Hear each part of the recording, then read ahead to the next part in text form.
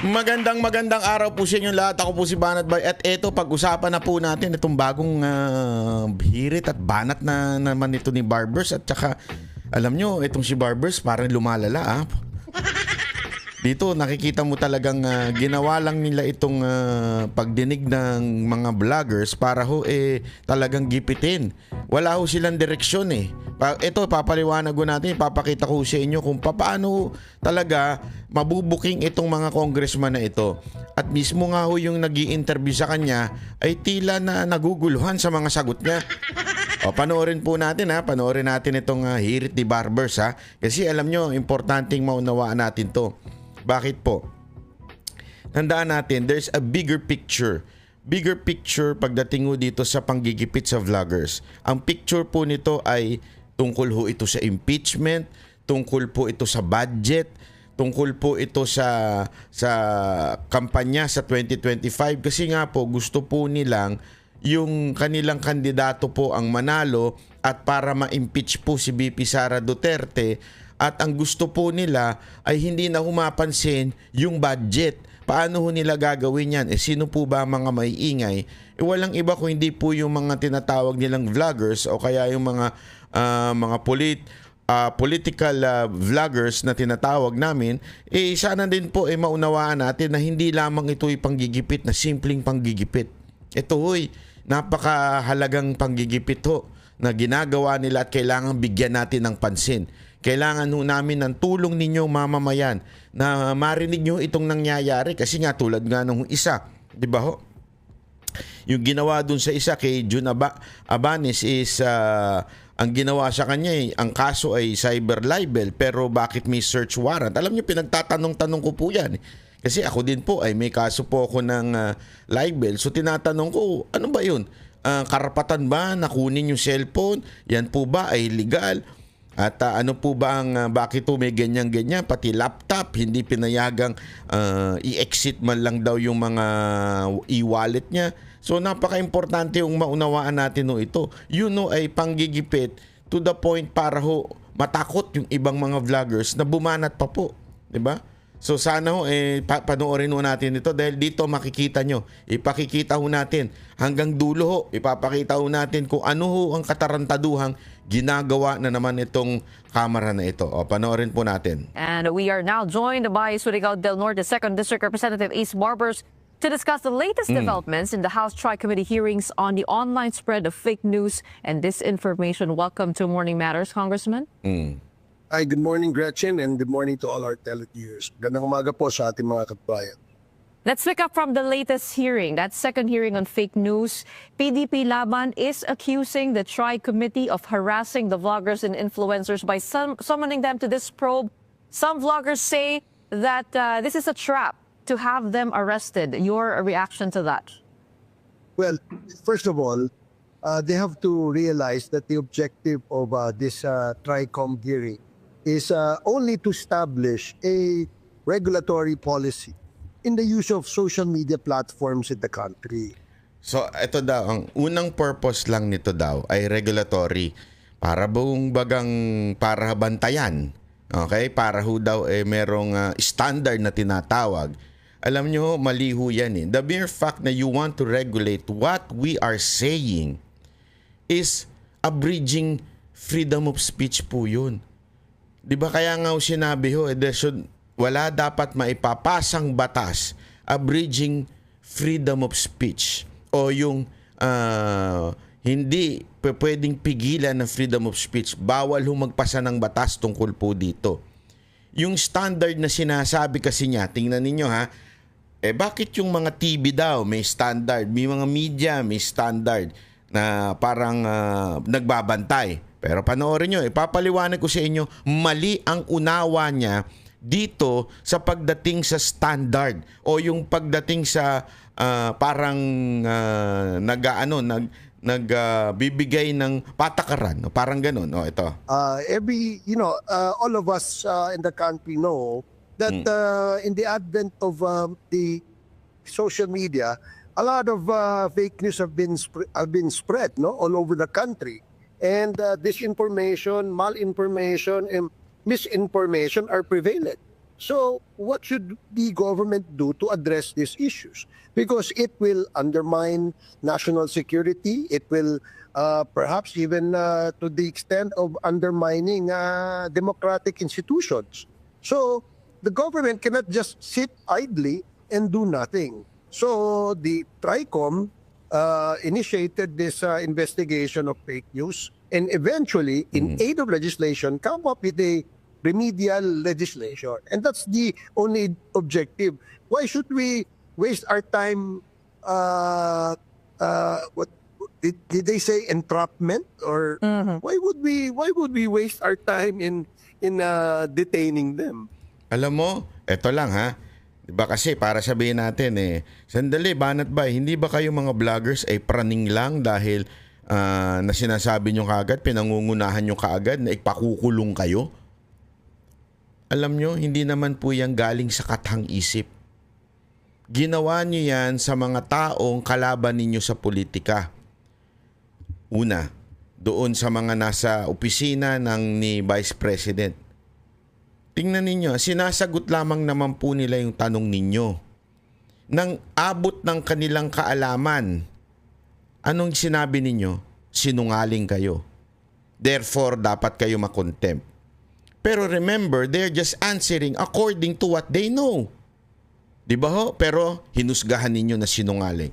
Once nahusgahan ka dyan na sinungaling, pwede ka nang ipakulong. Una yon. Kay PIDEA Chief. Yung dating PIDEA Chief, di ba? Ganon din po ginawa ninyo. Hinayaan ninyo magpasko, mag-New Year ata dyan sa kamera. Kinulong din ninyo. Kay Grijaldo. Si Grijaldo nagsabi na ng totoo. Nagsabi na siya ng totoo. Under oath po yun sa Senado. Ibig sabihin you cannot lie because you are under oath. Di ba? Ano na siya doon? Nagpasa ng affidavit siya doon. Inamin niya na kinausap siya nung dalawa. Anong ginawa ninyo? Ginipit din ninyo. At sinabi ninyong sinungaling. Di ba ho? Nakakulong pa hanggang ngayon. May example na po. Alam mo, yan din ang tanong ko sa mga vloggers na inimbitahan ninyo. Bakit to? Tinanong ko sa kanila, hindi ba kayo napapraning lang? Baka naman na pinangungunahan nyo lang ho itong kamera na kayo ay kukulong, hindi naman pala totoo. Di ba? Yan tinanong ko sa kanila yan. Ang sagot nila, marami ng example Ang dami ng example na kinulong. So you cannot say, Mr. Barbers, na walang entrapment na magaganap. Ako, sige, payag ako. Halimbawa, ilagay ninyo sa kasulatan ninyo. Magkaroon kayo ng kasulatan. Ito hamon ko sa inyo.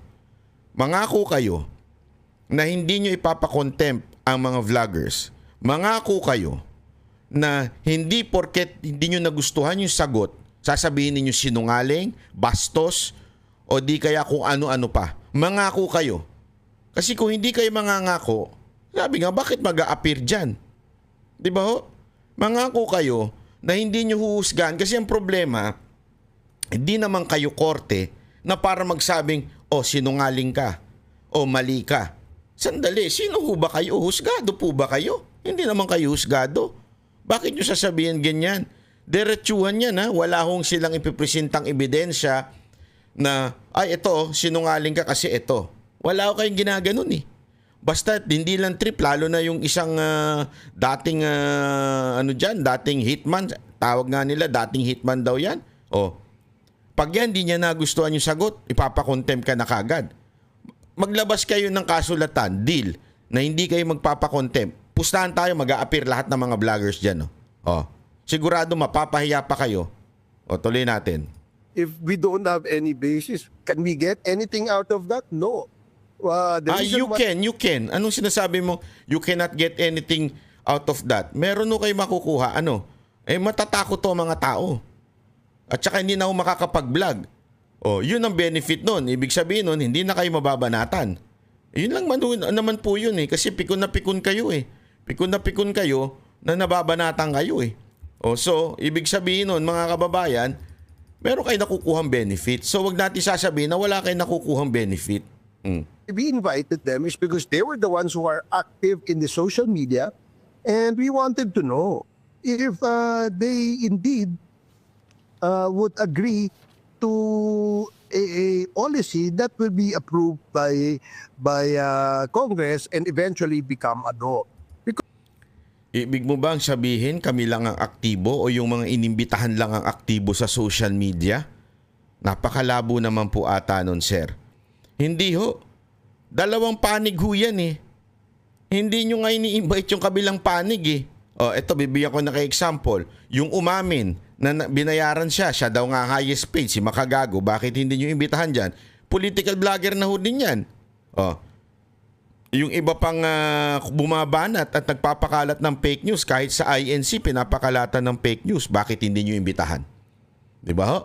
O, lahat po ng mga Marcos vloggers na ang dami nilang pinapakalat na fake news, hindi nyo iniimbitahan. Tapos sasabihin ninyo, because we are the only one active.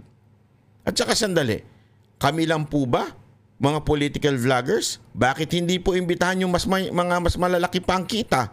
Yung mga vloggers dyan o mga influencers. Kasi this is about social media. Mga influencers na ba't hindi nyo silipin sila na nagpo-promote ng mga sugal? Di ba ho? O bakit hindi nyo silipin yun? Yun nga ho dapat na sinisilip ninyo eh. Because they're getting money from gambling. Bakit hindi nyo sinisilip? Baka naman po meron kayong interest. Hindi, ako nagtatanong lamang po ako kasi yung sinasabi mo na aktibo, abay, ang daming aktibo dyan. Oh, yung isa nga dyan, kasama pa nung isa dati. Hindi ko na lang papangalanan. Aktibo yun. Ano yun? Aktibo nagpo-promote ng sugal. Kaliwat kanan ng billboard doon na may sugal. Bakit hindi nyo tanungin kung magkano kinikita nila sa sugal na yan? Takot po ba kayo sa sugal? Takot po ba kayo sa sugal? O baka naman may interest kayo sa sugal? Ako, nagtatanong lang ako sa inyo, ha? Hindi, ito'y katanungan lang ho ito. Pakisagot nga ho ako, Mr. Barbers. Because if they don't agree, then definitely these guys are the purveyors of fake news. They are the ones who doesn't want to be regulated and controlled. No. It is not because purveyor of fake news kaya ayaw namin ma-regulate. No. Ayaw namin makontrol yung sasabihin namin. Hindi pa pwedeng i-regulate ninyo yung sasabihin namin. Hindi ganun ang usapan dito, kapatid. Ano to, lokohan? Re-regulate ninyo? Sasabihin ninyo, ito lang hanggang dito lang ang pwedeng kritisismo na pwede nyong gawin. Hindi pa pwedeng ganun. Basahin ko ulit sa'yo, Article 3, Section 3. Section 3, number 4. Ito. No law shall be passed abridging, Section 4 pala, Section 4 ng Article 3. No law shall be passed abridging the freedom of speech, of expression, or the press, or the right of the people peaceably to assemble, petition, and government for redress and grievances. Okay, walang batas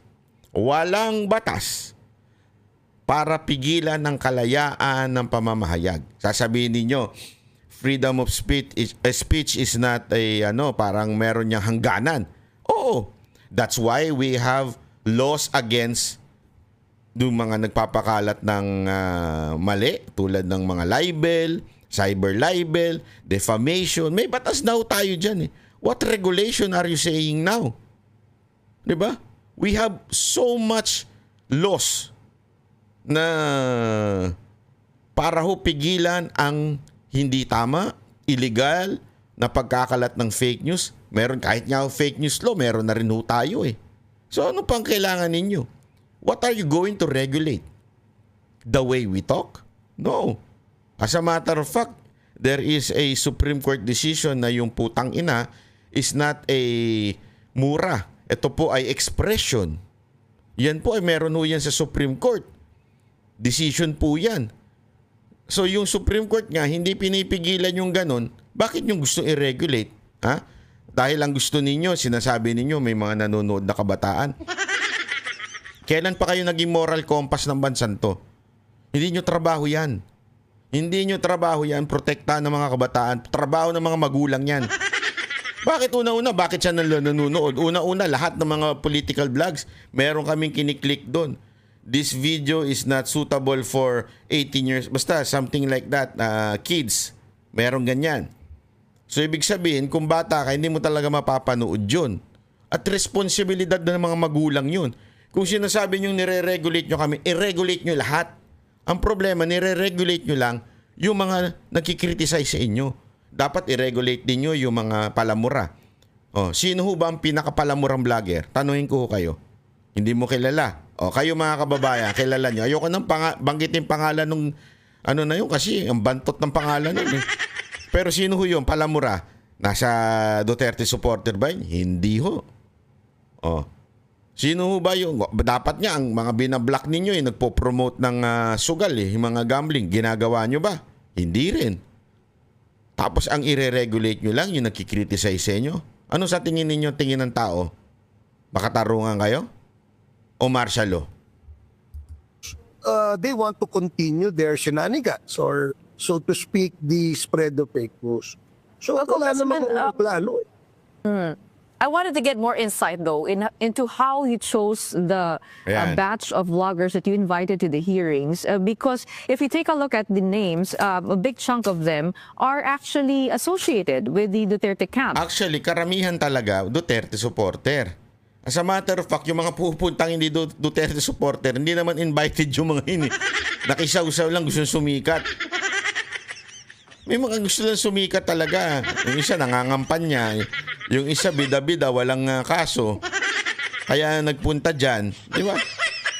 At ginawa nyo na lang yan doon sa pangalawang hearing na. Kung sakaling naimbitahan sila, pangalawang hearing na. Pero talaga mostly, talagang Duterte supporter. Tama si ate.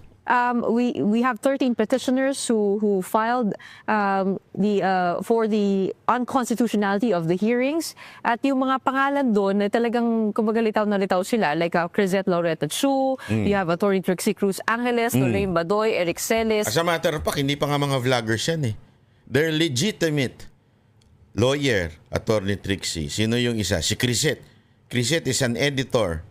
I think it is Manila Bulletin. I'm not sure kung anong particular na dyaryo. Pero editor ho yan. At hindi ho political editor ho yan. Yan po sa fashion and entertainment. Yung iba pa, alam mo, hindi ho karamihan dyan na yung kumikita, nagmo-monetize sa YouTube o sa Facebook. Hindi ho. As a matter of fact, ang dami ho dyan, ano lang nila ho ito, way of parang nilalabas lang ho nila yung kanilang kritisismo o yung kanilang damdamin sa social media. When you say kasi vlogger is parang talagang yun na yung pinaka-focus. Ako rin, hindi rin naman ako. Although marami akong video nilalabas, pero ako po yung negosyante. Meron ako lehitimong talents at alam ng taong bayan ho yan. Diba? I've been a manager of Mocha Girls for more than 15 years. And may mga iba pa akong businesses aside from ito ay parang kulang mo ito. Nagsimula lang po ako magaganito dahil nung pandemya wala na akong magawa, wala kaming show. So nagbabanat-banat na ako. Diba ho? Sas Rogado, Sasot, etc. How did you determine who to invite to the hearings? Yun.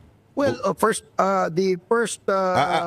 nautal ka na rin parang si Marcos, hindi ka na makasagot na maayos. Di ba? Hindi ka na makasagot na maayos ngayon? Ganon ka na? Ito. Ellis, Sas Rogado, Sasot, etc. How did you determine who to invite to the hearings?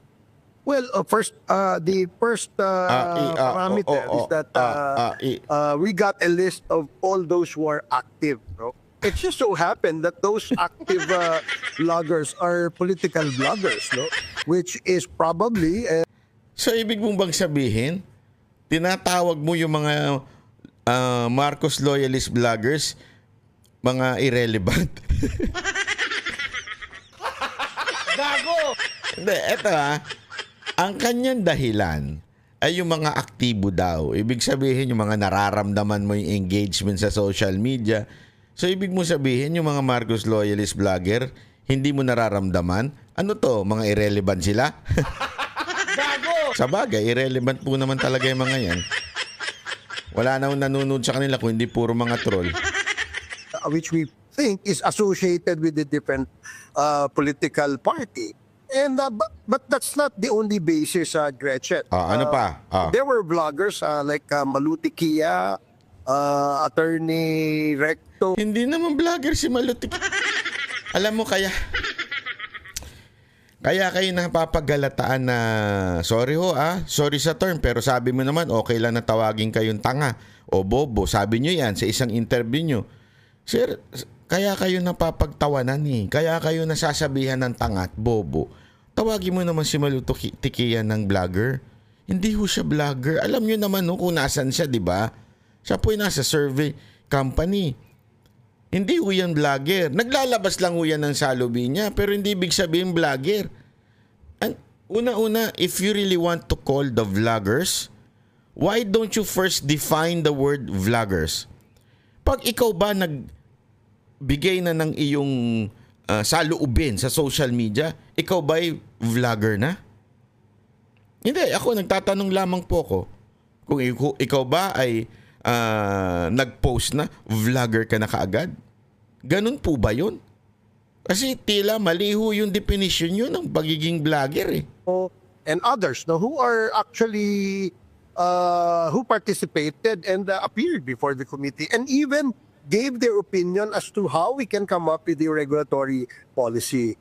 So these are, I think they should they give too much importance on themselves. And They're giving too much importance on themselves. Kayo nagbibigay ng too much importance. Bakit? Sinasabi nyo kayo, tingnan mo din to malimali din sumagot no?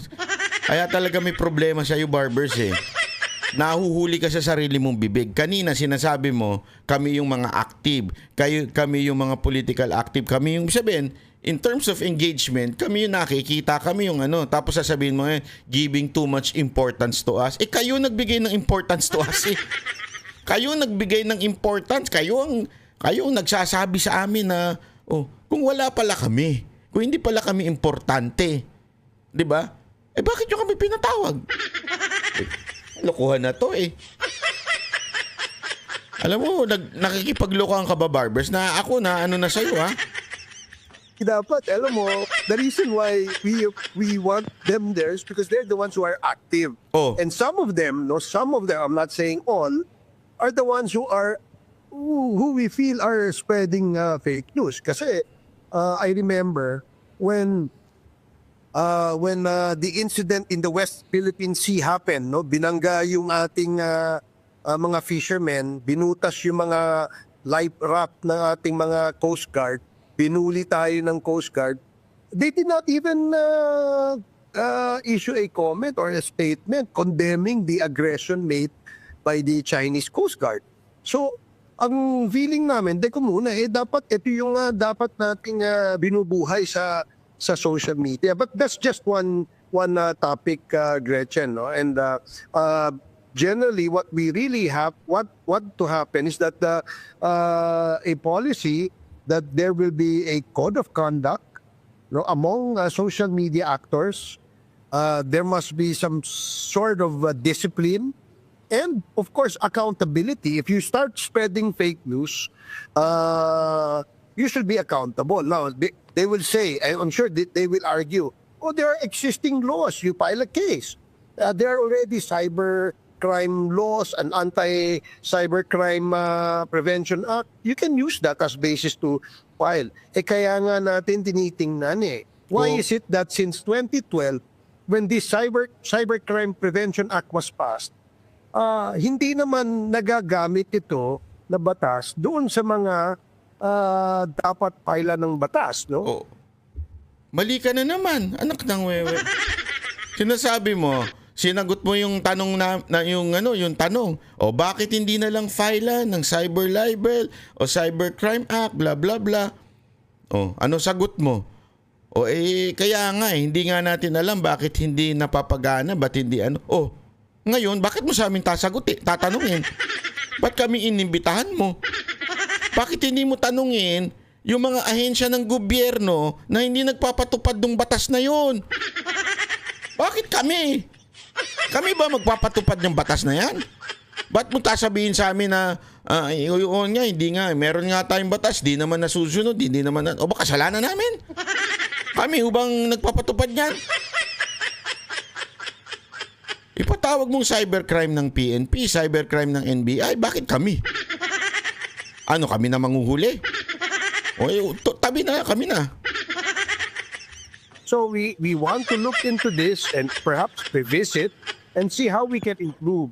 No, again, no, they give too much importance on themselves. Gretchen, parang feeling nyo ba kayo ang heroes? Kayo ba ang kayo lang nagmamahal sa bayan? Well, Congressman, Hindi naman, wala naman kami sinasabing ganun. Ikaw lang nag-iimbento niyan. Ang sinasabi lamang po ng mga vloggers na inimbitahan ninyo, hindi pa ako naimbitahan so nandun lang yung pangalan ko pero wala akong natatanggap, so hindi ako naimbitahan, no? So ganito yan, mga kababayan, ito sinasabi mo na we're giving importance. No, we're not giving. We are not just allowing ourselves na bastusin ninyo. Hindi kami papayag na bastusin ninyo tulad ng mga binastos nyo sa mga nakarang hearing ninyo. That's why yung mga vloggers na inimbitahan ninyo, tumakbo sa Supreme Court. Diba? To ask for a TRO. Yun lamang po yun. Hindi wala akong pa-importante. Kaya nga sabi ko nga sa inyo mag-issue lang kayo ng statement na hindi nyo papakontempt. Wala kayong papakontempt. Gusto lang ninyong malaman ang mga sagot sa mga tanong ninyong ewan ko, dali-daling sagutin. Hindi nyo pa may masagot ng sarili, kailangan pa kayo mag-imbita ng vloggers. Kasi alam niyo, sayang yung bayad sa opisina ninyo. Dami-dami yung researcher, yung mga tanong ninyo sa Google, ang dali-daling sagutin. Masasagot mo na yun without even asking, istorbohin yung mga taga-Google. Po ninyo no December 4 actually that you're calling into an investigation into the spread of harmful online content by trolls and pro-China propagandists. So you zeroed in on those two things. So hindi naman po kaila sa buti binalik ka ngayon doon ni ate, matalino din pala itong ate na ito binalik ka ngayon doon sa tamang di ba ito ang tinawag mo noon, mga pro-China bloggers, di ba yan? That you are decrying harassment. Also, Congressman Benny Abante during the Quadcom hearings na hinaharas po kayo online as those hearings were happening. So, hindi po ba yung reaction po nila na medyo defensive sila dito it is quite merited? Well, syempre, merited sa kanila on their, as far as they are concerned. No? But ito lang yung usapan dyan. Sa tingin ko, pagka ayaw mong ma-regulate, ayaw mong ma-disiplina, may plano kang iba.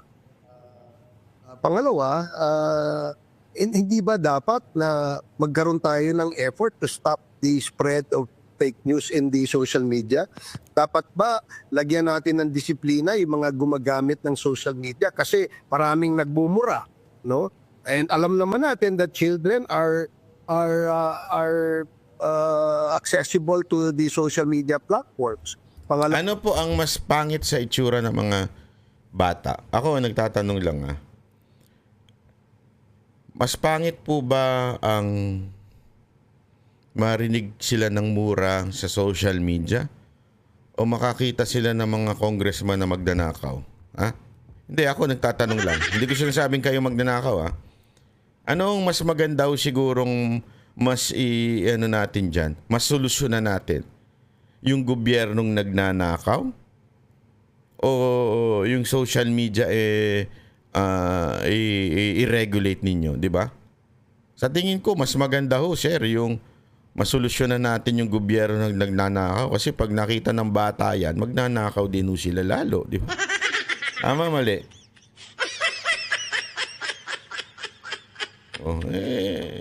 Yun. Merong nananawagan ng kaguluhan sa bansa o hindi pa, yung iba to make it even worse, ang kanila nananawagan ng kudeta, di ba? Pag-aaklas, no, dito. Sino yun? Sino ba yun? Bakit din yung kasuhan ng sedition? Hindi ko mag-get, sir. Meron naman tayong batas ng sedition, inciting to sedition. Sinasabi mong meron na nanawagan ng kaguluhan at pag-aaklas? Sino sa mga vloggers ang mananawagan ng pang-aaklas? Walang ganun eh. Kung nag-iimbento ka na naman eh.